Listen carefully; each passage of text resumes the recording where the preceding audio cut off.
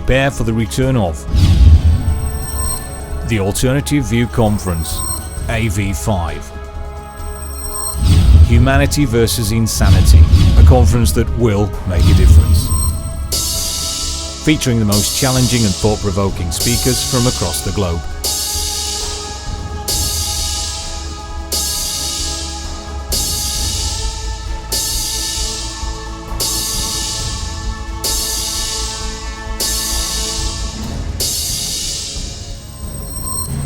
May the 16th to the 18th, 2014.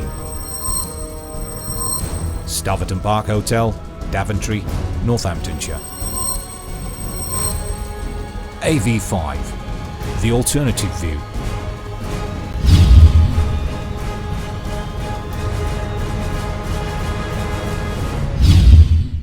Now, first of all, I'd like to say I think Ian Crane deserves a big round of applause because he has done a tremendous amount of work.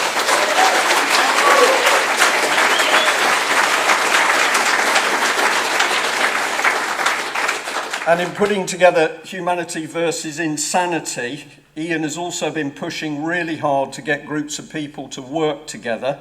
And of course, he's been successful in doing that around Barton Moss and the fracking. We need people to be working together because things are speeding up.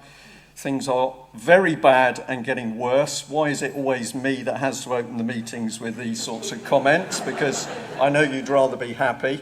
But we need people to do things. So the big emphasis on this weekend is getting to people to think how they can do more to encourage other people to do more. So that's what we're aiming at.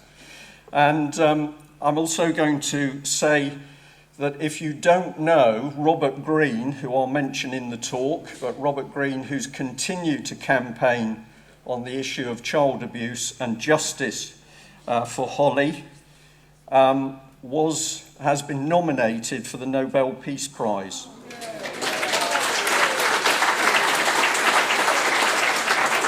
Right, so this is, I can assure you this is real. An MP has put his name forward, and in the text that's been submitted, he's pointing out that Robert has consistently risked everything, and of course is still in jail at the moment, in order to highlight what is really happening with the abuse of children and the massive cover-up over Holly Gregg. So if there's anybody out there who is still uncertain or doesn't really know, the Scottish Government has spent a little over £2 million so far trying to silence Robert Green.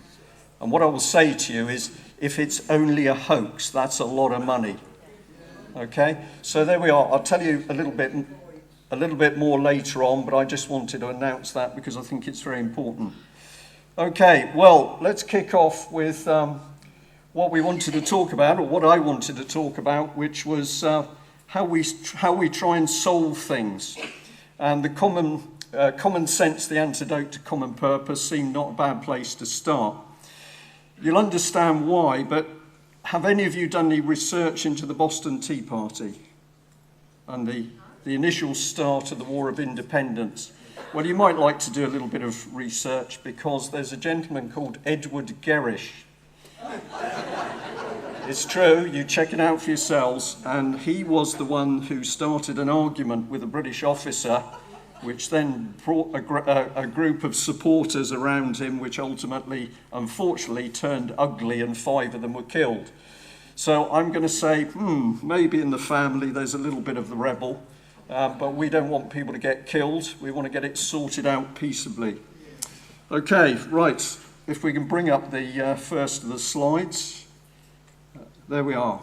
So I wanted to say a big thank you to the UK column team because, of course, it's not just me. There's a whole heap of people. We've got Lou now. Mike, of course, is doing the lion's share of the paper. Malcolm Massey. And Patrick Henningson, you should be able to make out tucked away in the monitor at the top there.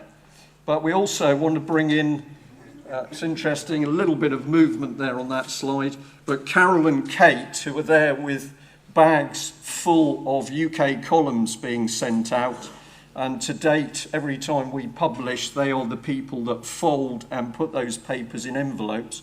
So would you mind giving Carol and Kate a big round of applause?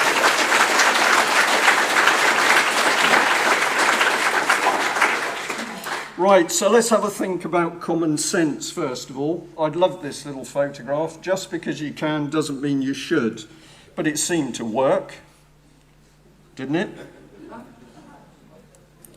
And then we get signs like this. And is this common sense? Do we need this sign? Just think about it. It's interesting, isn't it? And I particularly liked this one. Common sense is like deodorant. The people who need it most never use it. So you're having a good chuckle, but of course we can get in a little bit deeper because we've, over the last few years, seen more and more articles like this appearing in the paper where people are taking very strange decisions which we would say are nonsense or it defies common sense. So this concept of common sense is very, very powerful. Got another example here of the schools. Children may fall over, so you're going to stop them running. You're going to stop them playing conkers. You're going to stop people doing all sorts of things. And I was pretty amazed to find this slide on the internet, which I believe is real. It doesn't matter whether it isn't. But essentially, HSE, the Health and Safety Executive, got upset because their reputation was being trashed by people making ridiculous decisions on the basis it was health and safety. So they produced this little map of UK and they said that some 265 cases was complete nonsense, but they gave some examples of crazy things and the conkers were in there and everything else. So we know that in this country, particularly over the last 15 years, I'm going to say, we've seen people starting to make decisions which I don't remember seeing before because they defy common sense. So if we believe in common sense, what's actually happening is that something is attacking that common sense. And the common sense is very important. Now, I just picked this out from the paper and I liked it because I'll read it for the people at the back. On Tuesday, the EU followed the US in widening sanctions, naming a further 15 people it is targeting because of their roles in the Ukraine crisis. The Russian Foreign Minister Sergei Lavrov dismissed the new sanctions. We reject the sanctions imposed by the United States and the European Union against all common sense in relation to the events in Ukraine. So the Russians at least are very happy with what common sense is, and they were prepared to say there's something wrong here. So I thought we'd just have a little bit of a look at common sense. So I've picked some definitions up. Fairly simple one here: the ability to think and behave in a reasonable way and to make good decisions. What do you guys think? Is that a common sense definition of common sense? I'm just checking whether you are awake, because I know a lot of you misbehaved yourselves last night because Ian told you to go to bed. That was the common sense thing to do, right? And what did you do? You stayed up drinking and chatting. So, what else can we put on that? Here we are. I'm getting used to this particular version of PowerPoint. So we've got something a bit more comprehensive here. It's talking about our ability to sense things, and it says we hear things and we could touch things, and of course sight is particularly important. But these are common senses in human beings which allow us to have some commonality in what we sense. Are you with me so far? Well, we can also have a look at this. Common sense is a basic ability to perceive and understand and judge things, which is shared by, common to, nearly all people, and can be reasonably expected of nearly all people without any need for debate. Of course, there are some people, for some reason, who don't seem to have a lot of common sense. And then I've come across people who are highly intelligent. They can work out the most unbelievable formulae, they can sort out a variety of things, but then you give them something to do that only requires common sense and they have a big problem. So in the population, there's the usual curve. Some people have got tons of common sense, and some are a bit lacking. But that definition works quite well. So we could say, we could do with some good news, knowing what's going on in the country. Is that coming up or not? There we are. Okay, so would you like some good news? I think it would be good on a weekend like this. So this is another definition, because it's saying that common sense can also serve the purpose of removing you from being hidebound in theories, ideas, and guidelines. And it's saying that just because you're told something, or we're getting the propaganda that something is real and we should believe it, we can use common purpose to cut through that and say, well, we don't actually...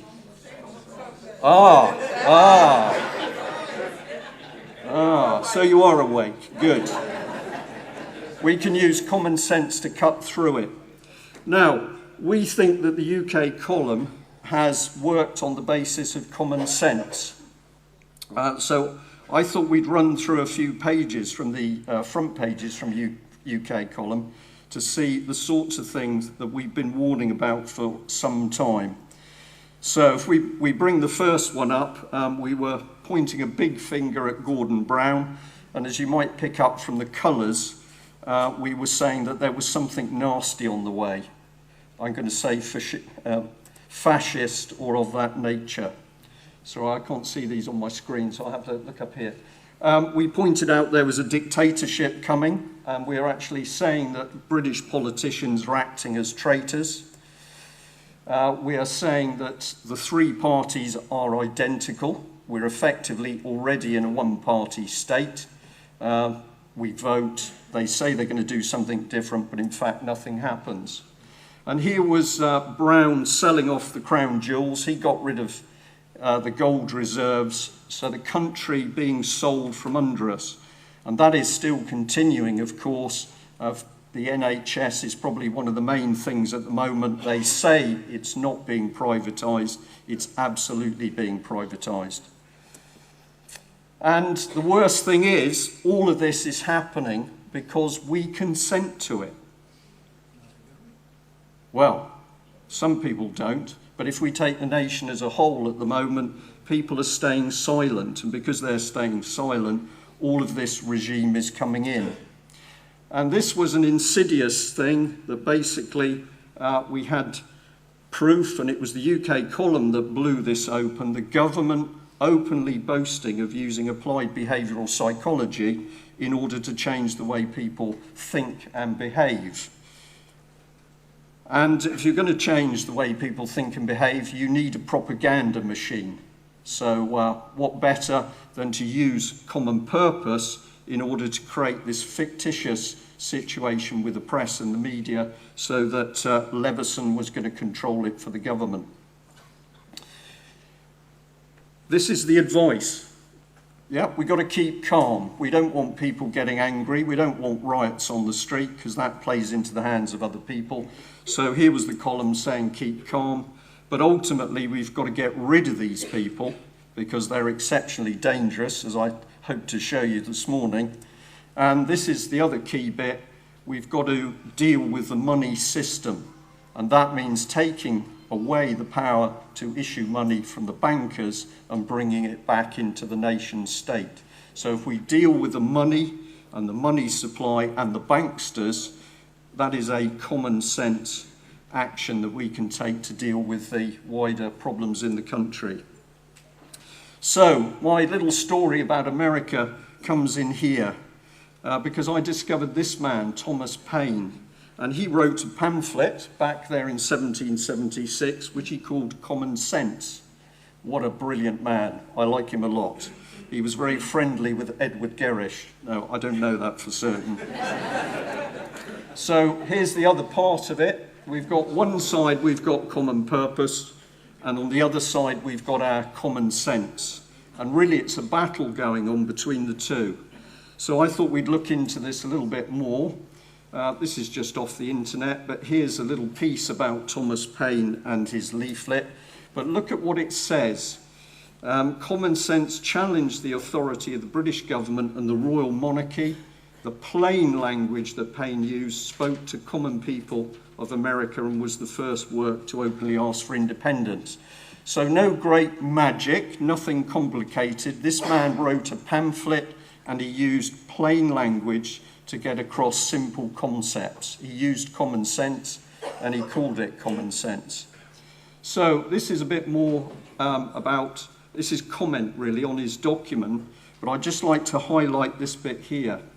Common sense forced the issue on the streets, making the colonists see that a grave issue was upon them and that a public discussion was direly needed. And if we follow on from that, once it initiated debate, the article offered a solution for the Americans who were disgusted and alarmed at the presence of tyranny in their new land. Now, isn't that what we've got in UK today? Tyranny. Yeah? You don't sound convinced. Is there tyranny in this country? Okay, I think so. So where can we go? Well, if we've looked at the common sense solution, here's common purpose. And look at the language. If we just think, what is this about? Useful idiots, running over people, building coalitions, conspiring. That word says it all. I'm not making this up. This is straight out of Julia Middleton's book. And she's telling us the sort of thing that these people are doing. Fifth columnists, people on the inside, to conspire, to break apart. And if we look at a pure definition of common purpose, of course, we can see that at law, it's actually a criminal act. So here we're now getting a measure. We are watching and experiencing breakdown in our society. This isn't the result of us just changing. It's the result of things being done to us in a common purpose. But I'm not here today just to go through the charity common purpose, because common purpose as a charity is just a vehicle. It's a way of getting in amongst society and starting to pull society apart. Somebody created common purpose, and if we look, we can see the sort of evidence to say this was much bigger. Is the next slide there, please? There we go. So this was back in 2008 from the Sunday Telegraph, and whoever the journalist was picked up that basically the same language was being used between Obama and Brown. So this is what Obama... Have I got something wrong there? I've got an extra M appeared, but who cares? So he's saying that you shared with me your stories, and he's talking about common purpose. And then if we compare it with Brown, the stories people have shared with me, our common purpose. So there's a great similarity in the language these people were using. Obama there, December 2007, and Brown 2008. But common purpose is there. Now they're using that phrase for a reason, because there is a common purpose, basically. So I thought what we do is just get into what's happening in the country at the moment. And then perhaps we can use our common senses to say, well, what are we going to do about it? Now, the Mail here this was an article to do with Parliament, but I liked the picture. I thought I'd better acknowledge them, so this is not blatant advertising, it's just a nice picture. But what was going on? Well, we had this man in the centre, Tom Watson, who was starting to take the lid off what was happening to children, and he was the man who started to ask questions about why the investigations into paedophiles in UK were being stalled, and in particular why there wasn't proper investigation into Elm House, where of course everybody on the internet knows that there were people at high level there, including politicians. Yeah. So he asked the question, and the lady on the right there, Harriet Harman, well, what's special about her? Can anybody tell me? She's a bloke. Well, of course, this was all tied in with her earlier career and what she was doing with the National Council for Civil Liberties. So let's come to this man, Jimmy Savile. And a little automated diagram here. I'm keeping a very close eye on the clock as we do this.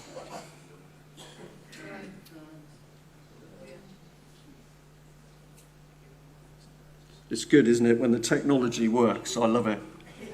So nobody knew that Savile was a dangerous paedophile, to which I basically say, yeah, they all knew.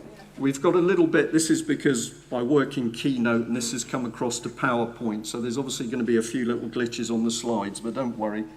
It defies common sense to say that none of those people knew what he was doing. Security services, the police, special branch, yeah, nobody knew. It's a lie. Of course it's a lie.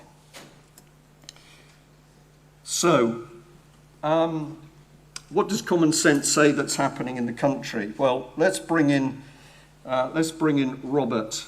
What did Robert do? Robert Green, he simply stood up and told the truth, which is the police, sorry, could you just leave that up for a second? The police did not do a proper investigation into Holly Gregg. It doesn't matter what you read on the internet, people saying it's not true. The facts are Grampian police did not interview the people that Holly identified as abusers. Having not interviewed them, having not investigated, the police were able to say there's no crime. It's easy, it defies common sense. But Robert's still in prison, but there he is, up in the top. His crime was to try and protect children, and he gets banged up in prison. This is Cleveland. This was a mother and daughter who stumbled across a paedophile ring at a school. They've been abused by the establishment, the police in particular, as you will see, local authorities, accusations against the mother, she's mentally ill. So we'll say this is a coincidence. Let's bring up another one. Oxford. A young mother goes to social services because the father and his family are abusing the child. And what happens? She's sectioned. Am I confident in this story? I'm confident in all the stories, but on my phone I've got the recording of the team being at her home while that sectioning is going on. Just bring that one back on. So let's do another one. Cornwall. A young mother reports paedophile activity and photographs at a school, and what happens? She's sectioned. Right? It's a coincidence. It's a coincidence. There's another one. This is a lady who's come to us fairly recently. Same business at a private school. She discovers that her young teenage daughter is effectively being abused. All she does is arranges a meeting at the school. When she goes to that meeting, the local mental health team and social services are there, and she's sectioned. In fact, she was sectioned twice, and I thought about it, but I decided not to put up a photograph of what happened to her when she was sectioned in a mental institution in London, because they believed in shutting up patients by drugging them nearly unconscious or punching them in the face. So we'll bring one more up, please. Well, there we are, Sheffield. And this was a black lady who discovered paedophile activity in a school. She did all the right things and reported it, and they destroyed her to an extent that she had a stroke.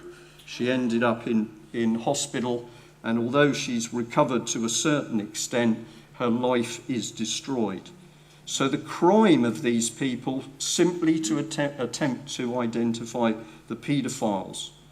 And why this subject is so important is because it's this paedophile control network that is being used to install the dictatorship. So if you want to break apart the dictatorship, you must understand what's happening with the children. Throw in a bit of common sense. This is an express one here. Wife beater, Bill Walker gets early release from prison. Well, we just contrast that with poor old Robert Green that's still in prison. It defies common sense. But if that is happening, then actually what is really going on is common sense is being attacked. So here's the young mother. This is part of a video. I'm not going to show it because I haven't got time, but this is just one of the screenshots of the police and social services in her house. And I hope this is going to work. This next one is this lady talking to me on the phone. You're right, Brian, it's Emma. I've just spoke to someone and they're trying to say that all the professionals think I need medication, so I think they've got to try and get me to take it against my will. Is there any way I can have any solutions to help me with them first? So doesn't that make you proud to live in Britain in 2014? This is not happening to one or two people, it's not just happening to women, this is happening to a lot of people across the country. You say too much, you speak out, particularly if you identify the paedophile rings. What do? They section you. Now, I'm pleased to report that as a result of all the publicity that UK Column gave this lady, she was eventually let out, and the solicitor who supported her said that he'd never known there to be a meeting where somebody who'd been sectioned under the circumstances she had was simply let out. And we think it was purely the publicity, because we started to report, of course, not only she was in the psychiatric unit, but we started to put up pictures of the people running the psychiatric unit. And this is the key bit: make it personal. Common sense says it isn't the government causing the trouble, it's people in the government. And the moment we identify them as human beings, they start to run scared. So this is the fine sight of the police lady in charge of the mothers up on the East Coast that found the paedophile ring. I'm going to be quite cruel here, but it's needed. This is the state of the police force. This lady, so fat and unfit, she couldn't pass the fitness test that she'd imposed on her fellow officers. So, sorry, just keep the slides up. I'll just give you a cue there. So, humour, I'm afraid it's a bit crude, isn't it? But humour works. So have we got a constable tubby or a Teletubby? What does common sense say? Common sense says to me that this woman is not fit enough to carry out her job. Isn't that what common sense says? Okay, but she's in the job. So with a person like that in the job, what happens? These are some of the injuries on the mother for the crime of reporting that she believed that a local vicar was abusing children. I'll just keep these up because I'll scroll through. Yeah. So this is, I don't know what they used, pepper spray probably because it was in her house, but these are effectively burns as a result of what was done to her. Yeah. So, how do we get to a state where our police are going in and assaulting women? Those two women are pretty tiny, I can tell you. And they had at least 8 or 9 police officers smashing down their front door to get in order to assault them, because that's what the gas attack is. Well, we could turn to Noddy here. I was always a big fan of Noddy in my early days, so I thought I'd bring him into the programme for you. But we've gone from having proper police to something rather worse. So how can we have a look at this? Well, the first thing they did is replace the oath to Queen and Country with something that was EU compliant. They encouraged and allowed corruption to take place. That's certainly going on. Private unaccountable company, ACPO, which was setting policy. We basically, if people caused a problem, they would just let go. So the pensions held a lot of people in. They introduced common purpose. Thuggish haircuts, have you noticed it? Lots of tattoos. Now, originally, the police didn't allow this stuff because it gives an image to the public, which I don't believe is a good one. But now you'll see very burly policemen covered in some pretty dynamic tattoos, and the look of them is thuggish. They started diversity training, and this is a key one because this is the attack on common sense. You can't decide how to treat a Sikh when he comes into the police station. You can't use common sense. We have to use common purpose to train you in how to react. And the moment the diversity training overcomes common sense, we've got a problem. The police, well, they're becoming independent, really. And the Crown Prosecution Service was a little trick put in. Originally, the police decided who was going to be prosecuted. Then you push the thing across to lawyers. We're merging constabularies into a great big police force. We're privatising the police. We've got unaccountable police commissioners. We're integrating British police with Europol. We're allowing the media to hide the crimes. We're appointing Home Secretaries prepared to commit treason. I don't know who the gentleman is there. We've got EU teams working on high-profile cases, and we're arming the police with lethal weapons. And of course, we're now seeing people dying as a result of tasers.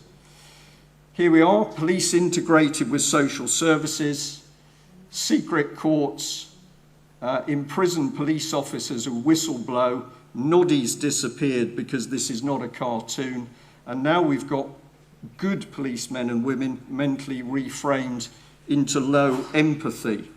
So this is really the common sense guide to creating the police state. And what I've tried to do is just show you how it's been drifted in over the years in order to change our police from being people, in principle, we could trust, into something rather more aggressive. So, where does it head? Well, we all know this guy, but this is part of a statement that the man made. He's not interested in the present, he's interested in children, because if you control the children, you own the future. Nice little statement. So let's have a look at what we've got. Here's Michael Gove, right? This is the type of person who's been put in charge of UK's children. So Exaro here came up and highlighted this, that he blocked a move for schools to be forced to report abuse.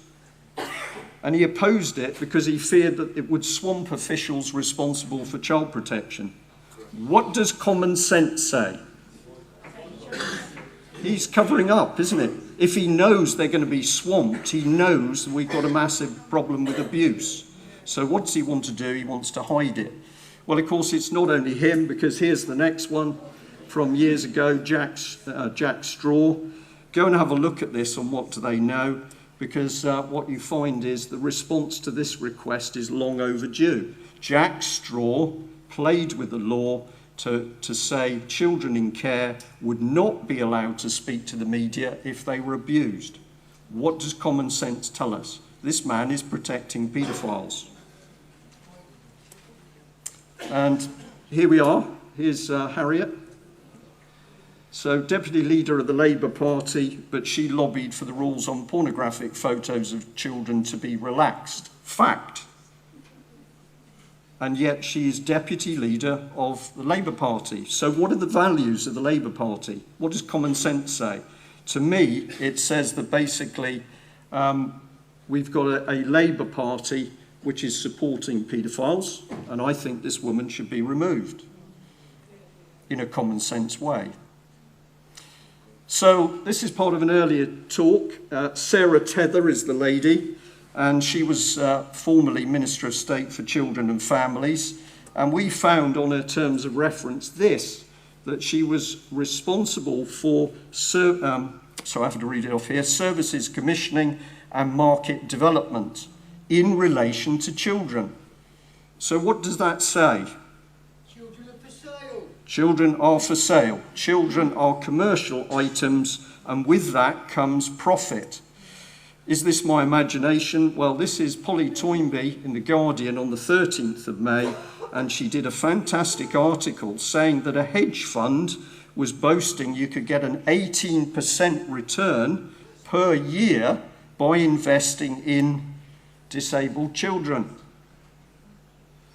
This is not my imagination, is it? It defies common sense, because this shouldn't be happening in our country and we shouldn't be allowing it. And what she says in the text there is that in dialogue with the young man offering these fantastic investments, he was particularly proud to say you could get a better return, really, the more disabled the children were.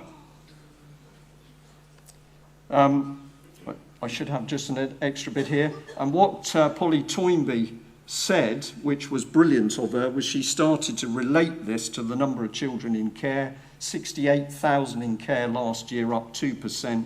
And then she's saying, and watch out, because G4S and Serco are now moving into the child care business. So this is the company that Polly was talking about, Gravity International. What do they deal in? Glowing, glossy sunshine properties abroad. Invest in this and you can make a lot of money. But if you really want to make the money, you need to invest in these. Here we are, Gravity International and Gravity Childcare. Brilliant, isn't it? And if you doubt what the company's about, you can look at it yourself, but they're a leading specialist in sourcing and providing alternative investment products.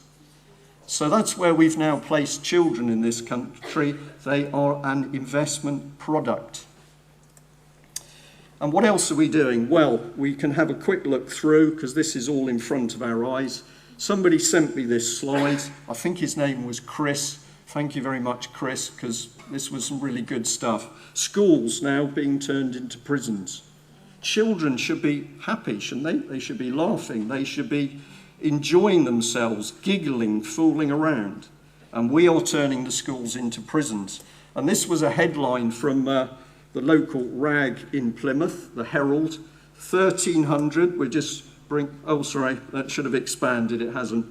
But basically 1,300 cameras watching the children in Plymouth school. So Plymouth's got a population of about 230,000. I'm not sure how many children, but 1,300 cameras. And then this has been going on for years. We have a government saying it's really bad that children are getting fat and unhealthy. So what do? They sell off all the playing fields for the children to get fresh air and exercise.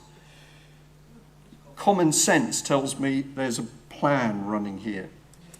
And then in comes the nonsense, so we're not going to have winners. Life at some point is about winning. You win if you get something right, really.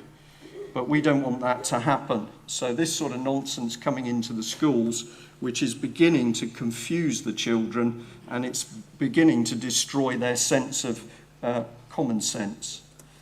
So what else are we throwing? Well, we're throwing this lot. This is, role models for children. And somewhere weird, Somalia, I think it is, the government's put in a lot of money recently to help create a pop industry in Somalia. So young women are being encouraged to get into this sort of stuff because this is going to help produce a proper democratic society in Somalia. Or break down morality. If you couldn't see at the back, of course, that was Lady Gaga in her meat dress. Yeah, if you couldn't see it, she's covered in meat, and presumably the other one is blood. But it doesn't have to be quite in your face in the same way. This is another slide here for this gentleman, Alfred Kinsey, and his work was the work that really got the perverted logic, pro-paedophile stuff into the whole of the education system in America. If you haven't read this book, please read it. It is phenomenal. And of course, the techniques that Kinsey brought in were then drifted across into UK. And what does the media do? Well, particularly for children, it's pumping in dross. So this was a Mail article talking about it was okay to just hold it there a second, to make torture seem okay. And what I wanted to just bring in is this. When you read this, shows such as 24 and Homeland mean a third think it is sometimes acceptable to use method. I think this is NLP, because if you watch it, it halts you in a weird place, and then it says it is sometimes acceptable to use this method. But correct me if there's somebody fully trained in the audience, you can tell me I've got it wrong. So these are some of the things that I've brought up in other talks. We are training children to make horror films. This is 11-year-olds going on a special course to make horror films. And what did some of the children produce with the aid of the National Lottery? That's donating your money so that a little group of over 13s could produce a cartoon about a dog committing suicide. This is demented, demonic thinking. It's very dangerous, and where it leads then is teenagers producing their own video on hanging themselves. I'm really sorry to do this to you on a very nice Saturday morning, but this is reality and we've got to deal with it. So other things being drifted in. So this was sent through to me and I liked it. We've got, what have we got? Well, we got this. We've got junior police community support officers, and the guy who sent it said, no, there's something else coming. Sorry, I'll see if I can jump back. It's always risky. Well, there she is, because of course she's very, very active in schools. They have got in amongst tens of thousands of young teenagers and certainly university children to reframe them, not into common sense, but into common purpose. And the exposure that the mainstream press has given this lady, I think, is the reason she ran off to write a new book. Student debts. What have we done with our young people? In England, we've hung massive debt round their necks. And that debt has now been sold off to foreign banks. Right? If you're north of the border, this is not a problem. Interestingly, the student loan company is based north of the border. So to me, I am getting a little bit of a feel that this common purpose attack is aimed at the English. And maybe we'll do another talk about that. I discussed this with Welsh people and Scots people and Irish, don't we, Mike? Is he awake? Oh, good. I can't see, it's a bit bright there. So we talk about this sort of stuff, but we're seeing a focus for some reason on the English. Where's that one? So this is the key thing for me. You haven't moved, you haven't got anywhere, and you're trapped in the debt cycle. So who have we put in charge of schools? Well, Gordon Brown left his job and he went into the UN. And he's going to be special envoy for education. Is this common sense? You've gone quiet. So I'd just like to bring up this man, Thomas, who's lurking at the back. I can actually see you, Thomas. But he's been saying, well, we need to watch out because these people are psychopaths. But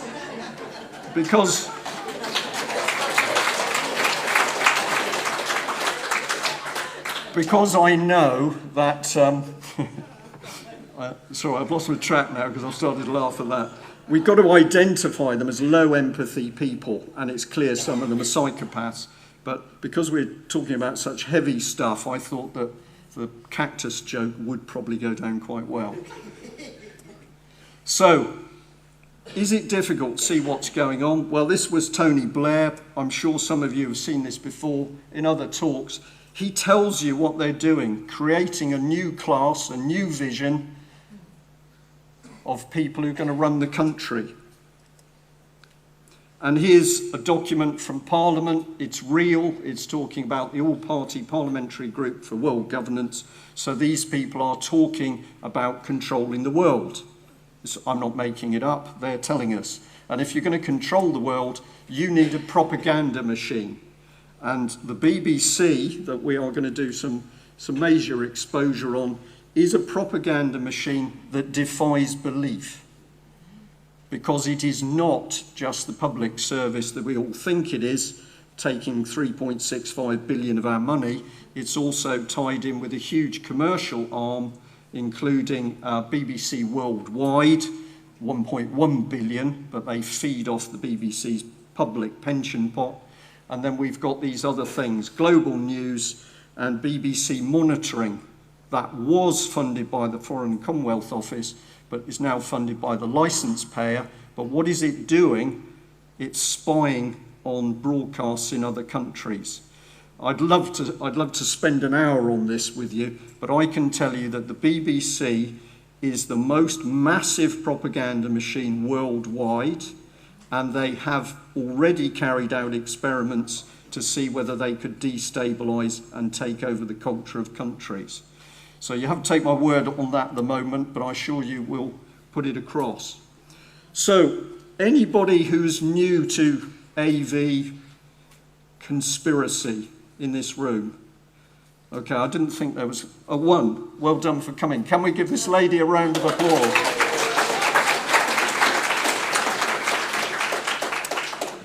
I guess that most people would already be pretty well informed. Therefore, I can put up a diagram like this. Notice it's in a warning triangle. But these are the people running the country. These are the people running the world. And I'm going to say that this is now key, because when you understand what's happening with the children, this bit makes sense. I've had people say to me, I don't know why you worry about the children, Brian. There's much more important things. Treason.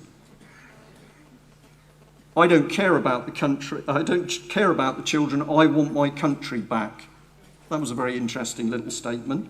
And I say, if you want your country back, you have to understand that the abuse of the children is the control mechanism. We'll come on to that in a minute. How can I justify saying that we're up against a satanic, I don't care whether you call it satanic or Luciferian, and I'm not going to get into any dialogues if anybody here wants to discuss whether it's good or not too bad, or it's okay really. In my book, we're dealing with very dangerous stuff. Bring that up. So why have I brought in Saul Alinsky? Because Saul Alinsky is declared as being at the heart of Conservative and Labour policy, and in his book he dedicated it to Lucifer. Right, that's fact. So we've got this doctrine being used. Sorry, just keep the slides up a little bit longer because I lose track of where I am. So clustered around this man, we've got these clowns.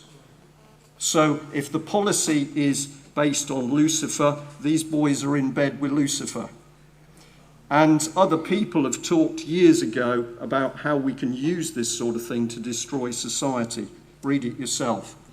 So can we prove that our politicians are messing around in these high society organisations? Well, here he is. And I know there's a D on the end of Taliban, but that's my little joke.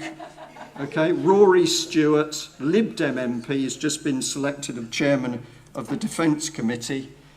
He's a Bilderberger. There he is, filmed in the mountains. And he's a trilat. And he's a friend of the royal family. And he set up the Turquoise Mountain Foundation.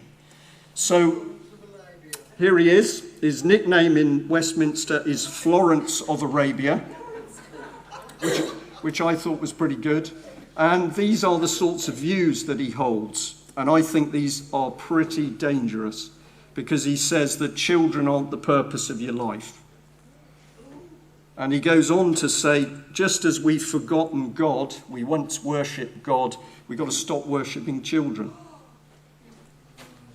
These are dangerous, dangerous people, and our common sense is the thing that's going to deal with it.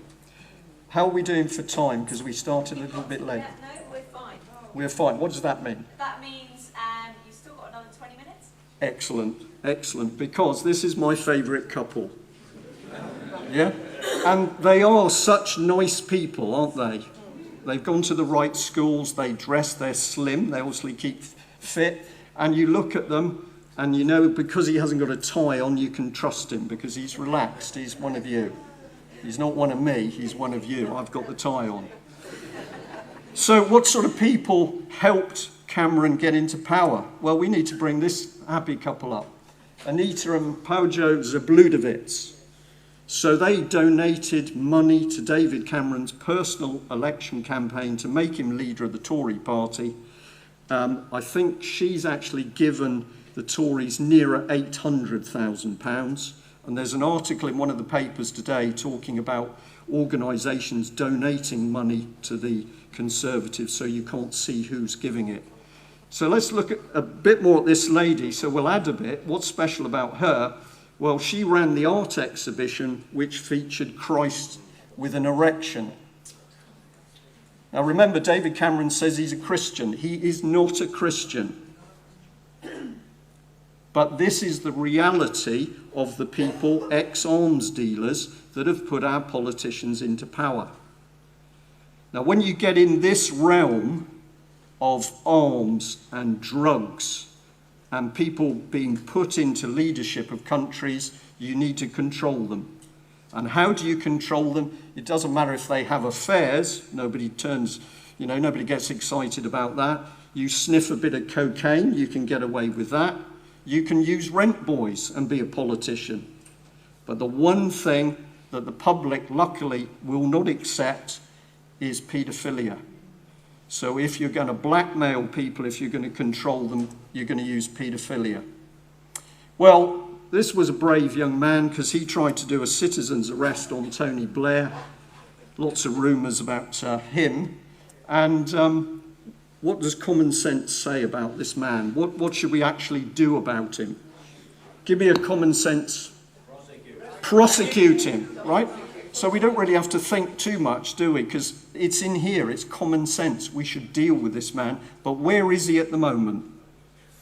He's free, right? Robert Greene tried to do something about the paedophiles. He's in prison. Tony Blair, responsible for the murder of hundreds of thousands or millions of people. Right, where is he? He's on the streets. Satanic reversal. Exactly. So here we are. They tell us these are Marxist children, Marxist households. If anybody here wants to argue Marxism with me, I'll happily do it, because we'll start by counting up the dead that has resulted from the Marxist experiment. And yet here are the Miliband brothers openly boasting of their Marxist upbringing. And of course, Davy ran away and left little Ed to run the country, or try to. And where did Dave go? Okay, you're not going to see the text, which is annoying. But this is David Miliband receiving an award from George Soros for his work with his Action Help charity in New York. So unfortunately, those little captions haven't come up, but those are the three guys. And then you've also got Soros's son. Yeah. And we warned you. The UK column warned everybody in great detail about the applied behavioural psychology. We said that these people were bringing in serious teams to play with our minds, and we quoted from the government's own documents that said when they play with our minds, we won't even know it's been done to us. Now, if the government's playing with our minds, what we can expect to see disappearing is common sense. These people are liars. So here they fiddled with the Foreign Office records because they didn't want people to know the truth. I just put the text in, we won't dwell it. I'll show you this. This is how it sort of works. So we've got Professor Tony Badger, and in 2009, Gordon Brown appointed him as chair of the Kennedy Memorial Trust. He replaced Emma Rothschild. Emma's daughter, Victor, and Teresa Rothschild of the Rothschild banking empire. And here's good old Victor, who was believed to be the head of intelligence in the Second World War. And, he was a member of Cambridge Apostles, a predominantly Marxist secret society. He was friends with the Cambridge spies. Where was that? It was alleged he was the fifth man. What's this one here? I can't see because it's keeping secret from me. Access to MI5. Access to MI5. Head of Thatcher's Central Policy Unit. Who's making the decisions? Margaret Thatcher? I don't think so. And where does that lead us? Well, in 2011, Badger was appointed by the Foreign Secretary as the independent reviewer of the release of the files in the migrated colonial archive. So what we know when the psychopaths, if I may, Thomas, come into power is the lies and deceit starts. And this is the scary bit, that if we take a look back in history, that it only took a few men to do what happened in Nazi Germany. It wasn't thousands, it wasn't hundreds, it was about 25, certainly 50 key individuals that were able to destroy that country and ultimately be responsible for the deaths of millions of people. So this is the bit, what we need to do to beat the control network. Now, I've used this little diagram before, and I'm going to keep using it because I'm going to say, I think it works. So this is society, and if we just have a look at the parts of it, this is very crude, so don't feel offended if you're an ordinary family, but we've got a hierarchy running. There's a hierarchy in profession, in what we do, how we conduct ourselves, how we're educated, but what seems to happen, of course, is as we go up the ladder, we're getting more and more of so-called professional people who are getting into ever more powerful positions. Now, what's gone on is that they've corrupted it. And I've taken a stab at the percentage of each level of society that's been corrupted. Sorry, can you keep that up, please? Thank you. So we've got, on the bottom level, we've got that amongst most ordinary people, the overwhelming majority are good people. A tiny proportion, maybe they're criminal, but they're not paedophiles, but most people are good. As you go up the hierarchy, I believe that corruption increases until at the top of the pyramid it's total, and this is the thing that goes with it. Because by the time you're at the top, they don't want any mistakes, they want to know all your dirty little secrets, and they want to have you fixed. And that's what the child abuse is about. So, where does that go? Well, here we are. What can we do about it? Now, a lot of people have said to me last night that they're desperate because people aren't waking up. And I'm going to say to you, people are absolutely waking up. There's been a huge change in them over the last 6 months, a huge change. We know it from the calls we get in the UK Column Office. Previously, people phoned and said, it's terrible, we've discovered this, it's terrible, we've discovered that. They still do that, but now they tell us what they're doing about it. So we've got groups creating common law courts. We've got people starting group actions against the criminal activity of the bank. We've got Ian Crane doing tremendous work bringing the dangers of fracking to the surface, but also showing how our police behave. So across the country at the moment, we've got all of those little people there you see trying to strap the monster down. And if we get enough people to do the right things and to use common sense, we are going to be able to stop this thing. We have to stop it, because if we don't stop it, we are all going to be in the camps. I said that many years ago. I believe it totally now. They're sectioning people already. Next is the camps. So if we're going to stop it, we've got to work together. And that means use common sense. It doesn't matter whether you disagree with the general direction somebody's going in. We've got to support people who are doing the business and fighting the establishment. And Ian again said, as far as fracking was concerned, what he was going to try and do was bring together groups who would not normally work together on the basis, can we work together on this one subject of fracking? So what I'd like to say to you in the room, you are the army. You are part of the army, but there's a lot of you here today. Wellington said at one point, I don't know about the French, but these men frighten me. So I'm looking you in the eye and saying, you frighten me. But what we need you to do is get out there and take common sense action. That means you're not always going to get somebody to tell you what you need to do. Use your common sense. And if you only fight something in your village and there are hundreds of people copying you, that is very powerful. So I'm giving you part of the clue. Your common sense tells you what you should do. You just need the bit of bravery, if you're not already doing it, to take the step forward. Now, British Constitution Group, I want to give a little bit of publicity for. It's been very quiet for a long time, but the British Constitution Group, whatever you say about it, has spawned a lot of activity across a lot of areas, from the Constitution to the courts, to getting publicity out, to bringing groups together. We're also going to try our own idea of flying columns, which are to get small groups of people to tackle politicians and judges, whoever else they can meet up with, and report back.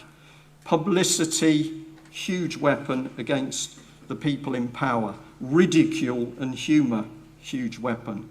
So Ian will correct me if I got it wrong, but I'm pretty confident on this.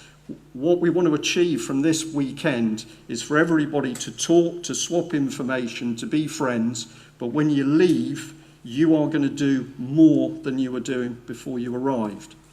Now, I'm just going to end on this. I've found it fascinating that we have people here, and I'm finding it across the country, are finally starting to talk spiritually. I've nailed my colours to the mast. I am saying the people driving the world agenda are Satanists. I absolutely believe that. And if that's the case, we need to think a little bit spiritually. So I just thought I'd remind you of a little set of rules that we were given. And think of Gaga in her meat dress. So when we're talking about gods, yeah?